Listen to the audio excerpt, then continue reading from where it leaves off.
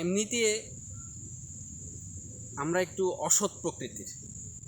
আমরা আমাদের সকলের চিন্তাধারা সব কিছু একটু মানে কাকে মাইরা খাবো ওই চিন্তায় থাকি আমরা সব সময়। বাজারে আপনি যাবেন, হাত দেওয়ার কোনো সুযোগ নাই। নিত্য প্রয়োজনীয় দ্রব্যাদি সব কিছু আর দাম আকাশচুম্বী। যেই জিনিস আপনি এক সপ্তাহ আগে 50 টাকা ছিল সেটা এখন 120 টাকা। বাজারে প্রত্যেকটা সবজি 100 টাকার উপরে। কেন? সুযোগ পাইছেন। কি সুযোগ পাইছেন? যে ভাই দেশে তো বন্যা চলতেছে, পুরো দেশ দুনিয়া ডুবে গেছে, সারা বাংলাদেশ ডুবে গেছে, গাড়ি আসতে পারতেছে না, ক্ষেত নষ্ট হয়ে গেছে। সুযোগ পাইছেন, এই সুযোগে দিয়ে দিছেন আমাদেরকে মানে একেবারে দেরাত।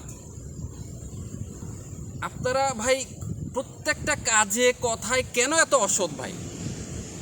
আপনার কি মনে জায়গা মনে দয়া হয় না যে ভাই আমি কম লাভ করি? আমি যে মানুষ খাইতে পারতেছে না, যারা বন্যার্ত আছে তারা তো পারতেছে না, তাদেরকে সবাই আপ্রাণ চেষ্টা করতেছে, কিন্তু যারা সুস্থ আছে, যারা এখানে নিম্ন আয়ের মানুষ আছে, মধ্যবিত্তের মানুষ আছে, তাদের প্রত্যেকটা জিনিস হাতের নাগালের বাইরে। কেন ভাই আপনারা সবসময় এই চিন্তায় থাকেন কেন যে আমার পকেটের টাকাটা, আমার যে 2টা টাকা আছে সেটা আপনি কাইরা নেবেন? কেন ভাই মাথায় এটা চিন্তা আসে না ভাই আজকে জিনিসপত্রের দামগুলো একটু কমাই দেই, কমাই দেওয়ার পরে আপনি একটু মানুষের উপকার করি? মানুষের উপকার করতে মন চায় না? আপনার লজ্জা শরম থাকা উচিত যে আপনি ব্যবসায়ী, আপনাকে বলতেছি আপনার লজ্জা শরম থাকা উচিত।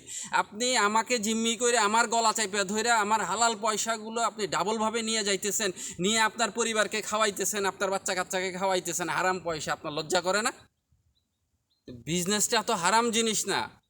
ধর্মীয়, আপনি যদি ইসলাম ধর্মের লোক হয়ে থাকেন, আপনি যদি ইসলাম ধর্মে বিশ্বাসী হয়ে থাকে, আমাদের নবী কি বলেছেন?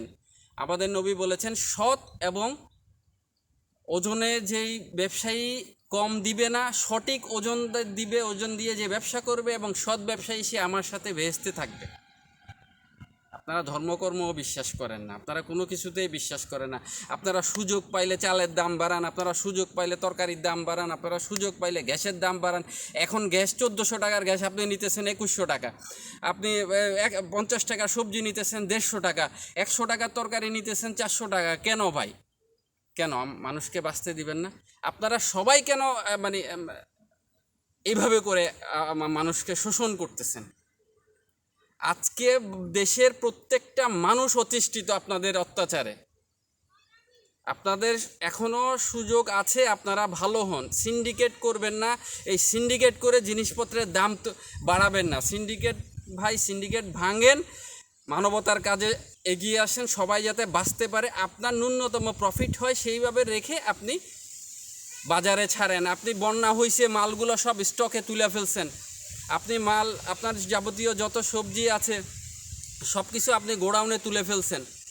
আপনি যেই দেখছেন যে বন্যা লাগছে অমনি আপনি তুলে ফেলছেন গোডাউনের মধ্যে। ভাই ওখান থেকে মাল বাইর করেন, মানুষকে বাঁচতে দেন। আপনি যদি বা বিশ্বের সব জায়গায় দেখি ধর্মীয় কোনো উৎসব বলে তারা সব কিছুতে ছাড়ের মানে ছড়াছড়ি, এইটাতে ছাড় ওইটাতে ছাড়, কোম্পানিগুলো ব্যাপক আকারে ছাড় দেওয়া শুরু করে। তারা মানে প্রতিযোগিতায় নামে কে কাকে হেল্প করবে, কে কাকে কত মানে ছাড় দিবে পণ্যের মধ্যে, নিত্য প্রয়োজনীয় দ্রব্যগুলো। কিন্তু আমার এখানে কি হচ্ছে, ধরুন আপনি রমজানের মাসের কথা বলি, আমি রমজান মাস আসলে তো পাইছেন আপনি আমারে, আপনি কোন জিনিসটা আপনারা দাম বাড়ান না বলেন তো? নিত্য প্রয়োজনীয় তেল, মরিচ, পেঁয়াজ, সবজি, মাছ, মাংস, গোশত, কোন জিনিসটা আপনারা মানে কমের মধ্যে রাখেন? আমাকে একটু বুঝান তো ভাই, কেন ভাই এগুলো করেন?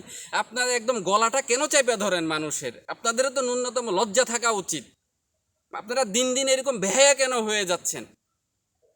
পুরো রমজান জুড়ে আপনারা কোপাবেন আমাদেরকে, এরপরে যখন রমজান শেষের দিকে ঈদ আসবে তখন কাপড় আলারা কোপাবে আমাদেরকে। 500 টাকার কাপড় 3000 টাকা, মারো ওরে ধরে শেষ করো, সাইজ করো, যেমনে পারে গলা চাইপে ধরে আপনি আমার থেকে কাপড়ের দাম নিতেছেন, গলা কাটা জিনিসের দাম নিতেছেন। হ্যাঁ, এরপরে ঈদ আসলে শুরু করবে পরিবহন সেক্টর, জিম্মি করে মানুষকে 200 টাকার ভাড়া 500 টাকা, 500 টাকার ভাড়া 1000 টাকা আপনি আদায় করবেন। কেন ভাই এগুলো কেন করেন? কি আপনার বেনিফিট? আপনি এইভাবে মানুষকে কেন জিম্মি করেন? এটা কি আপনি খুব ভালো কাজ করতেছেন? আপনি মোটেও আপনি ভালো কাজ করতেছেন না। আপনি ঈদুল আজহা আসুক বা অন্য কোনো ধর্মের কোনো অনুষ্ঠান আসুক, প্রত্যেকটা উৎসবের মধ্যে প্রত্যেকটা জিনিসের দাম আপনারা ডাবল করে ফেলতেছেন, ডাবল, স্ট্রেট ডাবল, ট্রিপল করে ফেলতেছেন, মানুষকে একেবারে শেষ করে দিতেছেন। কেন? আমার প্রশ্ন হচ্ছে কেন?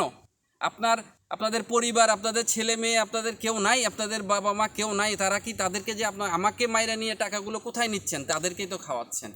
এটা একদমই ভালো কাজ করছেন না। আপনাদের কাছে আমার হাত জোড় অনুরোধ, আপনারা জিনিসপত্রের দামগুলো সহনীয় করেন।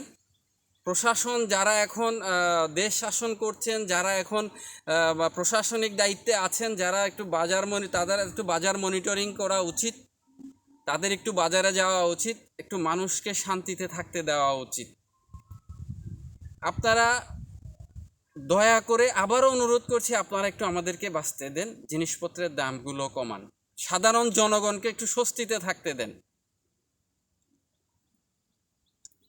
মানুষ প্রত্যেকের ঘরে জন্মায় না, আবার মানুষ প্রত্যেকের ঘরেই জন্মায়। সারা দুনিয়াতে সারা প্রত্যেকের ঘরে মানুষ জন্মায়, কিন্তু মনুষ্যত্ব সবার ঘরে জন্মায় না।